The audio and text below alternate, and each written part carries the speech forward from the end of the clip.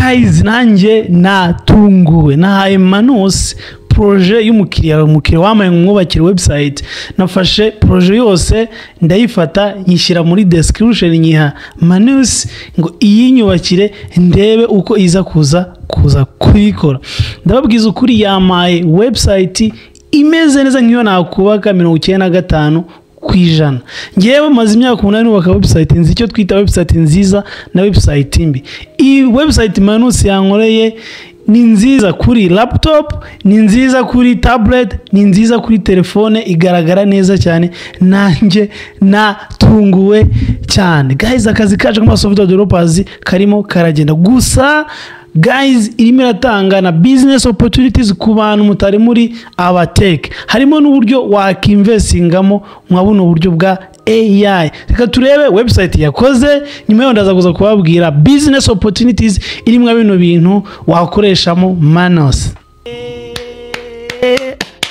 guys ibi ni igitangaza no way ntabwo ibintu yabinkora no you can't do that ntabwo ibintu wabinkora really guys ibi ntabwo bishoboka iyi website ni Manus yikoze no way ibi ntabwo bishoboka boom service ibi ntabwo bishoboka cyane ntabwo bishoboka ingi yari Manus yabikoze guys mureke no tubwire Manus cyangwa se agent tuyibwire no itwubakire website hari website umukire yamaye ngo mwubakire yamaye ibishoboka byose yamaye description yamaye ibintu byose ashaka kubijyamo ariko navuze ngo reka mbanze na testing Manus cyangwa se AI agent tuyihe iyi website yitwubakire none ndaza kwigereranya nk'izo njya nubakira abakiriye ndabaha honest comment kuko maze imyaka 8 nubaka website nzi website nziza nitari nziza nzi ibintu babibura kuri website niturangiza turaza kuza kujudginga iyi Manus turebe kuko ahantu igeze nimba Manus yakubakira website ahangaha biraza kubitanga business idea ndibuze kuza kubabwira nyuma yaho eka tugende so nukuvuga ngo ngiye nuzo umukiriya yamaye description ambwiye ibijya muri about ibintu byose yabimaye byose marana ko nyine umukiriya yamaye all description amabara amarogo ibintu byayo byose yabimaye so rero najyana muri Manus ndayibwira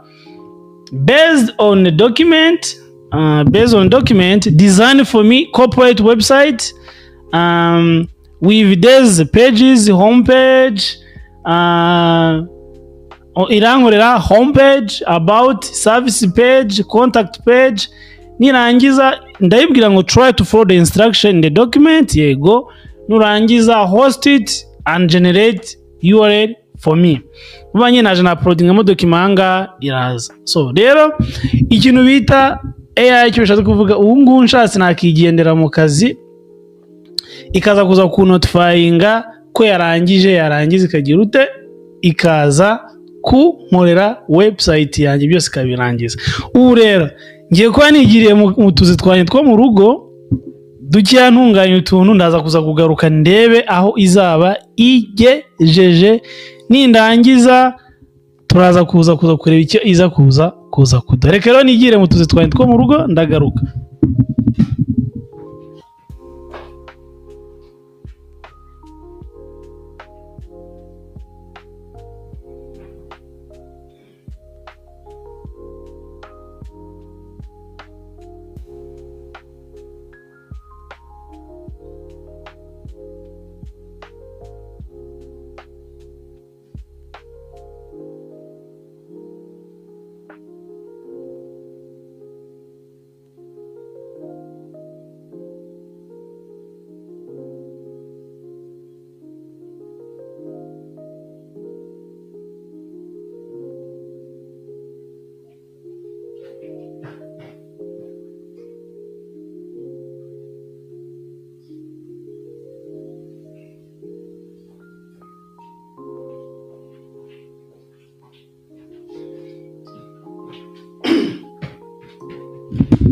ndagarutse reka hano turebe aha turebye imaze gukora aha hano imbajije ikibazo ngo hey yabirangije soka turebe ibintu yagiyemo yabanjije execute command ya waiting for formato minota 30 heading text execute command iragenda ibintu byose irabikora aha none igeze ahantu uramanuka ibintu byose irabikora so none hari ikibazo yabajije allow Manus to deploy website publicity ese website nyishyire online ngo Manus will continue working after you reply. Yes, ngiye kutakonyemerera bla igiye gukomeza akazi igiye kudeployinga website. So reka nanjye nongeye nikomereze mu kazi kanjye ko mu rugo mu gihe Manus ari kunkorera akazi. Uyu ni umukozi wanjye ari kunkorera akazi.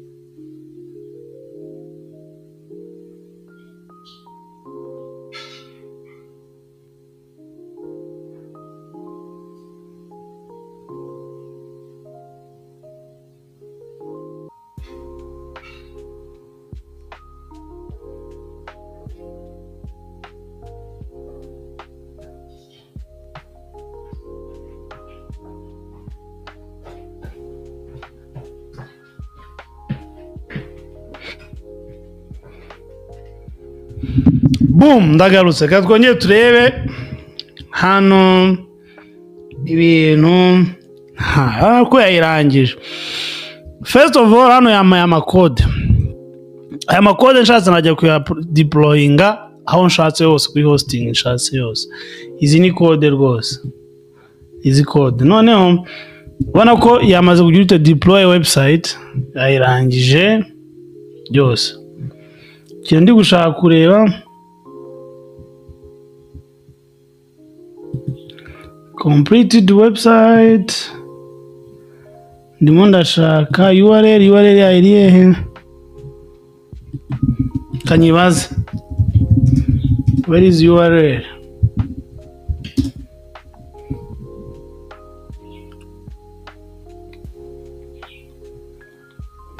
okay nga visit guys mfite amatsiko yo kureba ino website tugiye kuyireba naye ntabwo ndayireba visit website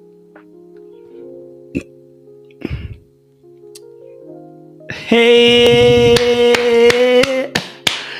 guys ibi ni igitangaza no way ntabwo ibintu yabinkora no you can't do that ntabwo ibintu wabinkora really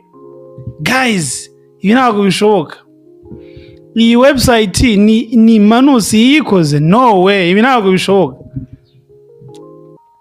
boom service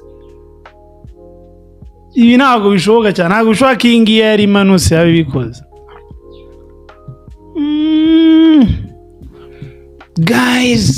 guys akazi kacu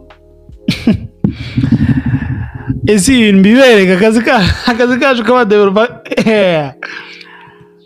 oya kajyanye boom guys nukuku ibimeze ngendeye ku nare we mfite mu bya web design bimaze imyaka 8 Manus urabona ko nibuze akazi ngiye nari bukore ikankoreye nka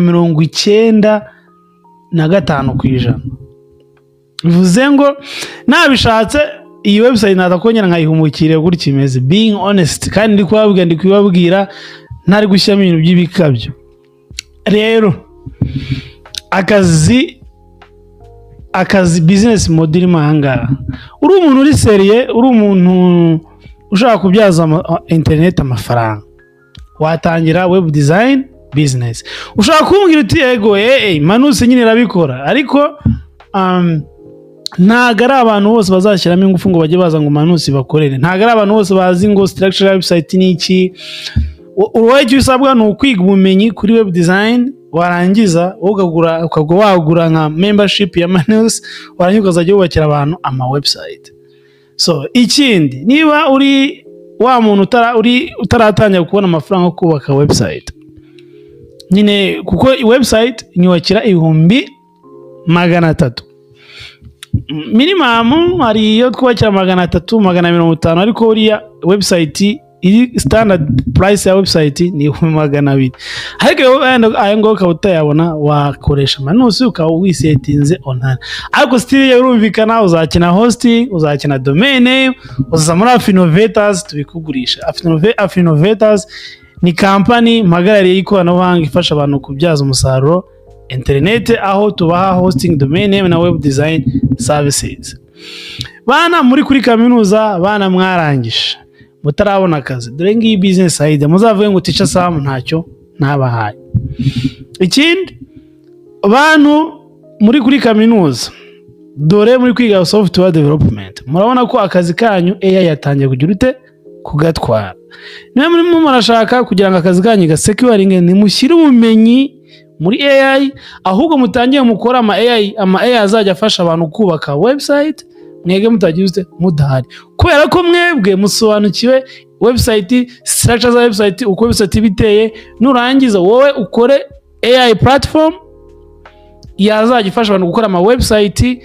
ari cyo cyonyine iri specialize niba ukeneye umuntu mwafatanya na twafatanya nta investing amukora ko ibintu ndumva mbifitemo passion niba wumva hari umushaka kuinvestwa ushaka gutangira AI yafasha gukora ama website wifashije nk'ibingibi bya Manus ukaba nawe wakora AI iri specialize gusa kuri web design waza tugakorana so guys nibyo ngibyo rero noneho ku muntu ukeneye website iri very complex urabona ko ngizi ni basic website wena mu myaka nk'itanu 3 nibwo AI izabiriye kubaka very complex website cyagiye website kinini kidasabye ko umuntu aba ahari rero niba ukeneye website waza muri Afinovators tumaze kamibereke ujanga kuri services.afinovators ukazanga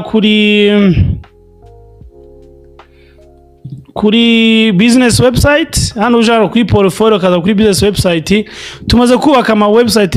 menshi cyane tumaze kubakira ama business zose ayose na ama website tumaze kubakira abantu izose ni website izose uraza ukazireba zose nizo tumaze kubakira ahanga ni muri business gusa category ujanga nko muri travel and tourism na ama website tumaze kubakira abantu bishaka kuvuga iki nuko AI ishobora kubakira website ariko za website nini ya website iri complex ya website washyiramo ibintu byinshi cyane iracyakenera ko nyine software developers baba bahari rero ukeneye website waza muri Afinovators tukagira ute tukakubakira website ariko nubundi ndi kubibona ko ni imyaka mikeya nanjye akakaze ko kubaka ama website ndabona nta security karimo nugutaye gutekereza ibindi bintu investing nko kwera ko mu myaka nk'itatu ine rwose nta kazakakira akazi kanje nzaba naragiye mu bindi nari investize nko muri za AI zindi ariko urabona ko akazi AI igize ute itanye gutwara ariko mu AI itarutwara akazi nyabuneka ni ukeneye website